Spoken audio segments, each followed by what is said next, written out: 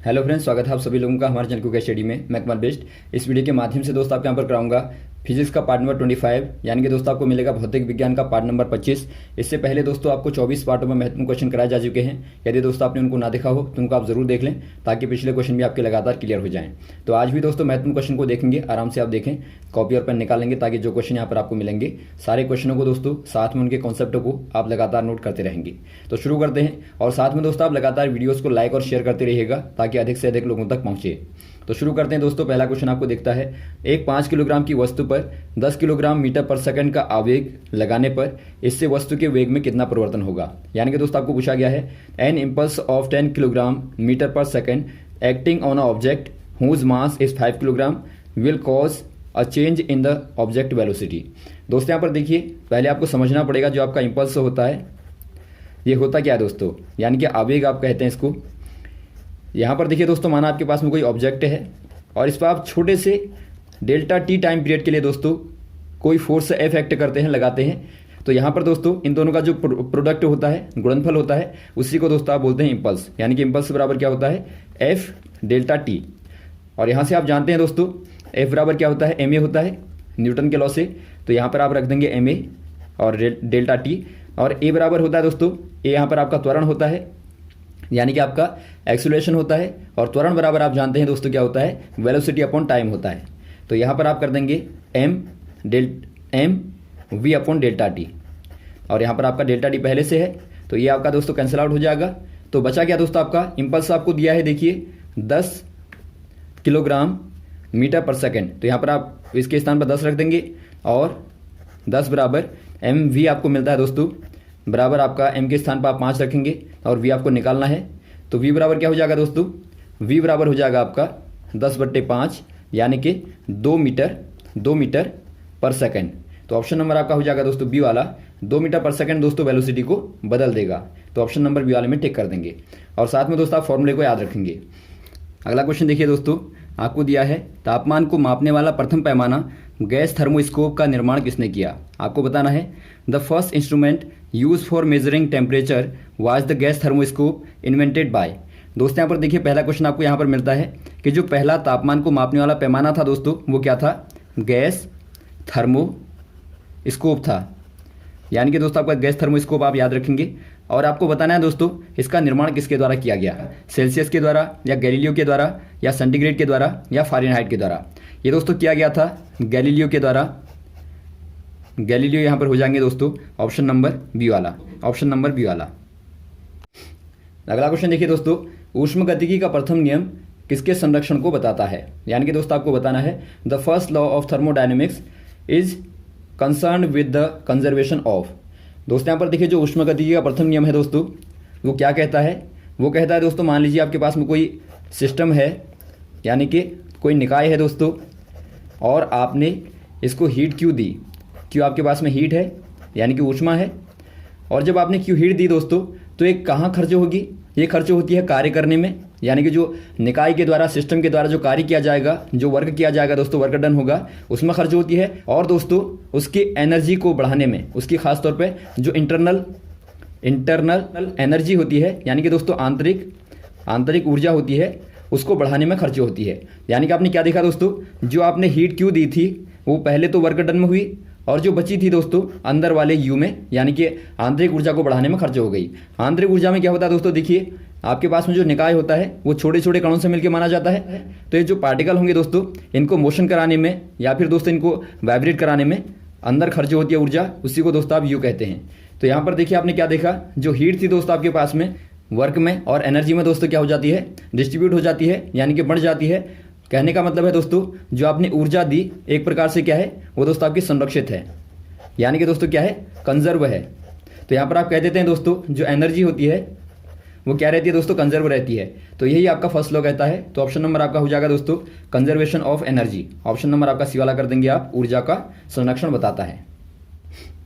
अगला क्वेश्चन देखिए दोस्तों, निम्न में कौन कथन का पूर्ण रूप है। यानी कि आपको एक कथन दिया है, उसका पूर्ण रूप आपको बताना है। आपको दिया है दोस्तों, 1 कैलोरी ऊष्मा की वह मात्रा है जो बढ़ाने के लिए आवश्यक होती है।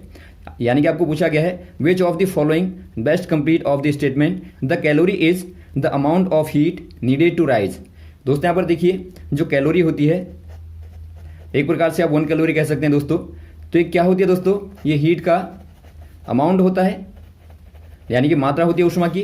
तो कितनी मात्रा होती है आपको बताना है। 1 gram of water 1 degree centigrade, 1 gram of water 1 degree Rankine. देखिए यहाँ पर आपका रैंकिन है, रैंकिन भी दोस्तों तापमान का मात्रक होता है, आपको मालूम होगा।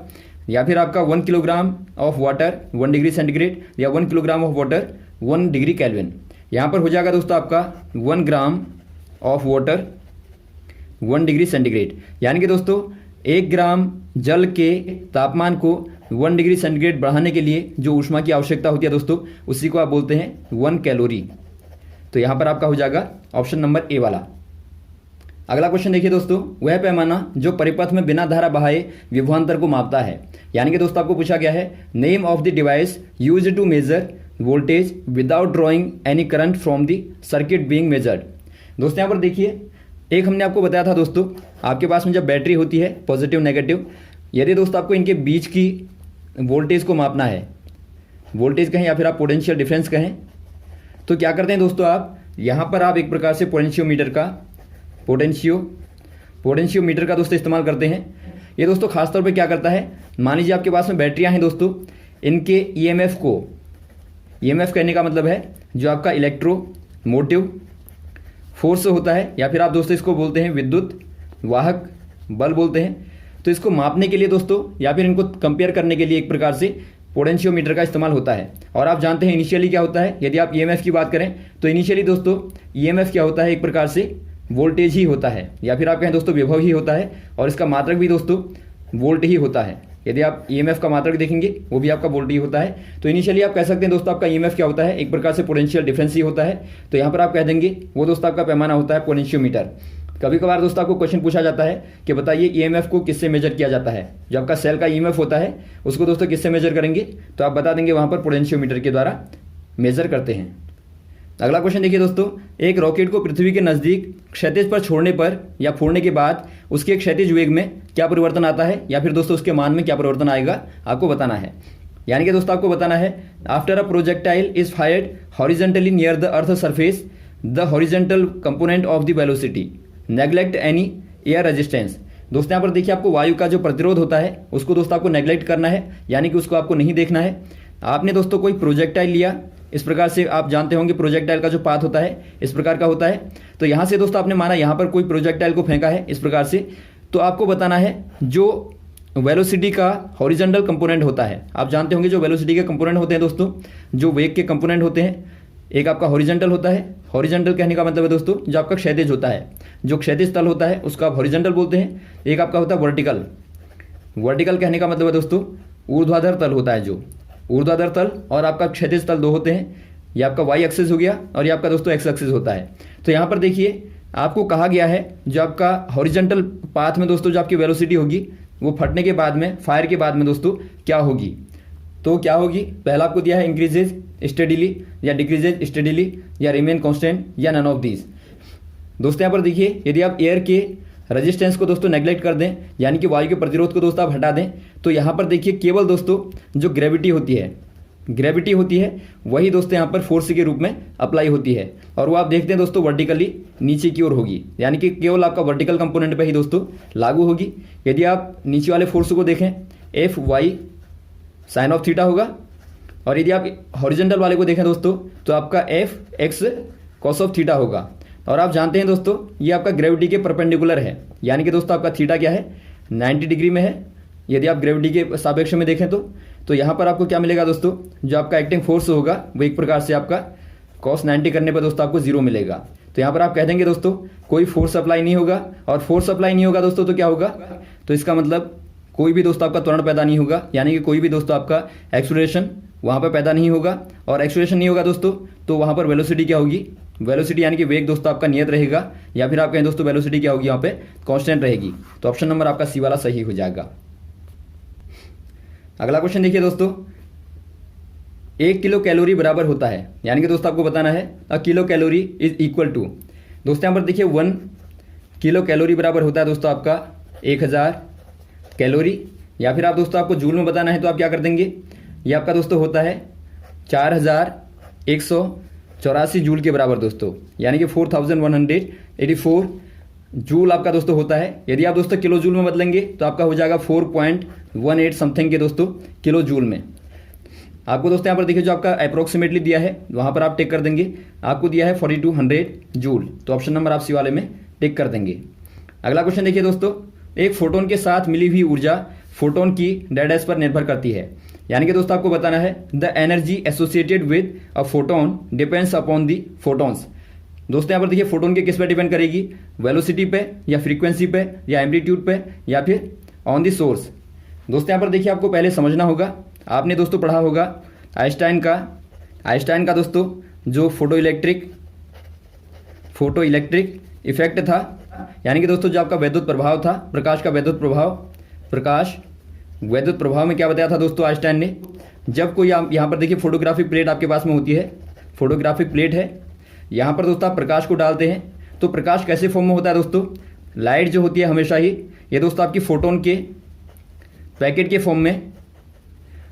फॉर्म में दोस्तों होती है। और प्रत्येक पैकेट को क्या बोलते हैं दोस्तों, आप फोटोन बोलते हैं दोस्तों। और फोटोन की जो ऊर्जा होती है वो होती है दोस्तों आपकी hv, जहाँ पर h क्या है, प्लांक कांस्टेंट होता है, और जहाँ पर v आपका दोस्तों फ्रीक्वेंसी होती है, यानी कि दोस्तों आपकी आवृत्ति होती है v, और h आपका दोस्तों प्लांक नियतांक होता है।